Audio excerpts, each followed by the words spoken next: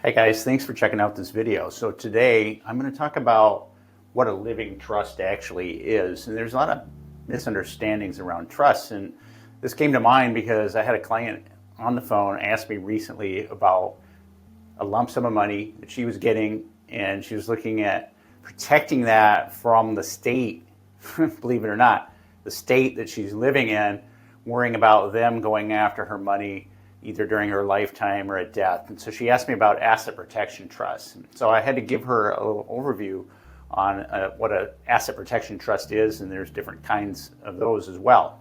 Let's jump into what a living trust is first. When you hear about a living trust, typically it's referring to a trust that you set up during your lifetime.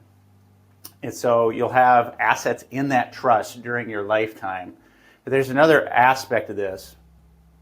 The living trust typically is what we know as a revocable living trust, or a trust that can be changed during lifetime.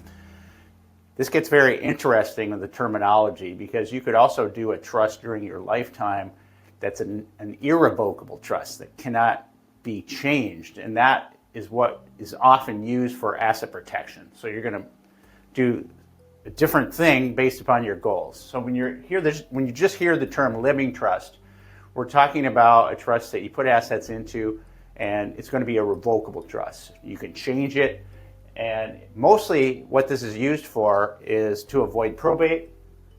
So we're going to say here, avoid probate, and also do planning in the event you're disabled or a situation arises that you're not able to manage your trust. Special needs beneficiaries. All right, so these kinds of things are typical for living trusts. Now, you might hear about an asset protection trust. You might hear about trusts that you can do tax planning with, and these are typically going to be irrevocable. Asset protection trusts, tax, trust for tax planning,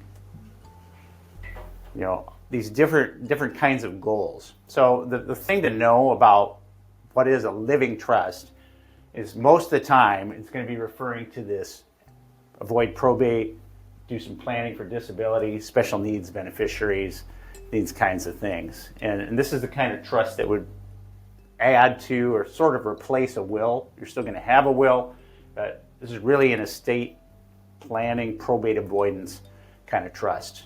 Whereas here you have these different irrevocable trusts, and that's a complicated bunch of different things that we can unpack in future videos. If you like this video, put something in the comments that you're interested in more of these kinds of topics, or if you have a situation where a living trust has helped you and your loved ones, please share. And if you do have questions, I'm happy to respond. And with that, I'll see you in the next one.